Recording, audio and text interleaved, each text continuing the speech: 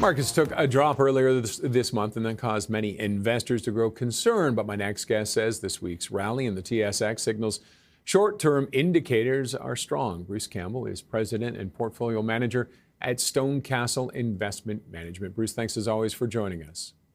Yeah, it's a pleasure to be here. Thanks for having me on. It's good to see. I think a lot of people are happy to see that little downturn stop right now. But you say short-term things are strong. What's giving you that confidence?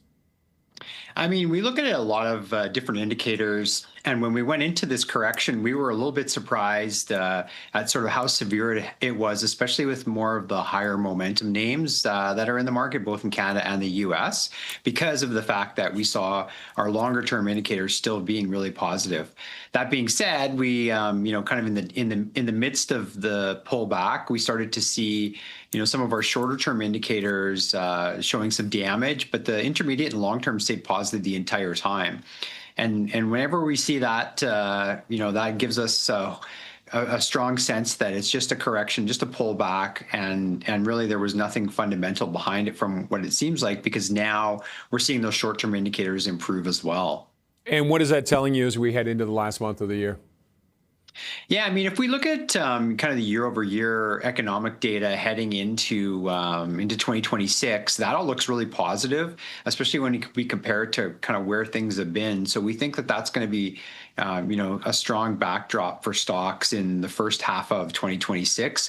Throw on top of that we're seeing those indicators continue to be strong and not showing any sign of weakness. And it looks like, this was just one of those standard kind of run-of-the-mill pullbacks that we see, a couple of times a year. And also one of the things you've been talking about, there's rotation, and you're seeing people make a little move there.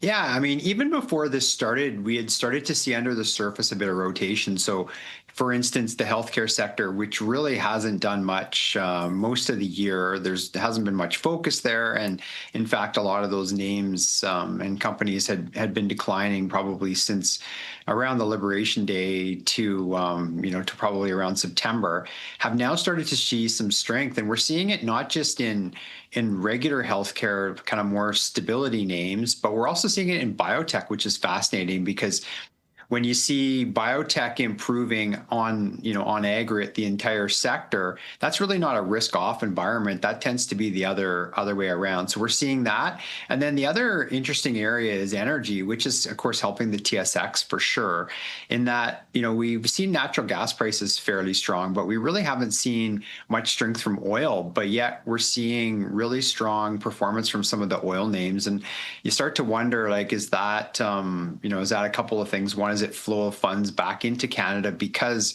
these oil companies have been so strong with their capital. They've been really diligent on returning capital to shareholders either through buybacks or for dividends, and haven't been on this crazy spending train.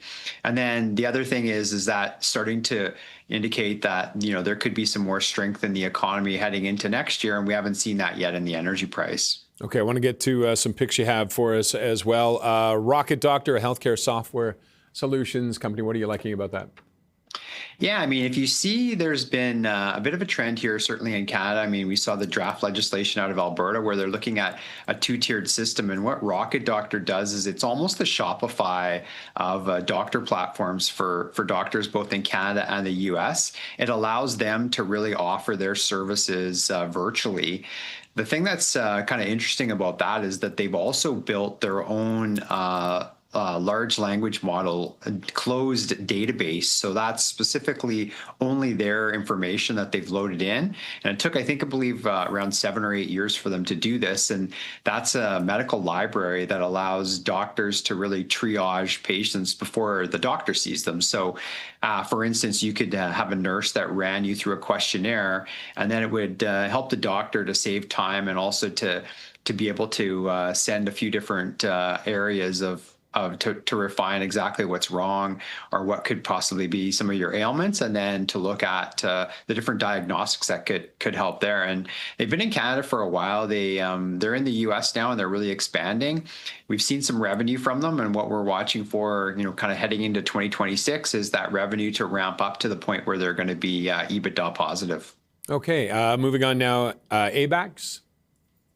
Yeah, I mean, this is a really exciting one because they're in the exchange business. So just like say the TSX, but they're doing it in this case for commodities, and they've gone out and built their whole platform and settlement, and they're doing it for a few areas that we haven't really seen in the past. The first one was LNG, and they've just started trading back in the summer as far as the contracts go, and we're seeing a huge volume ramp up. The latest one was they have wind futures now in Germany, which is also quite fascinating. And then behind the scenes with Abex is they have a technology that's going to help with the actual settlement process to identify like who owns those contracts so that the settlement can happen quicker and more efficiently. And that's something that I don't even think has been built into the stock here.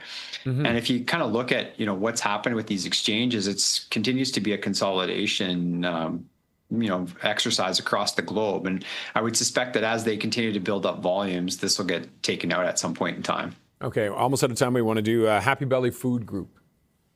Yeah, I mean, this is an interesting quick service restaurant brand. They're still in the process of really getting fired up, but they're now up to 75 stores that they're building out, and they're going to continue to grow, and it's going to continue to show up in kind of food courts and one-off locations across the country. Okay, well, we'll leave it at that note there. Bruce, thanks as always for joining us. Yeah, thanks a lot. Bruce Campbell is president and portfolio manager at StoneCastle Investment Management.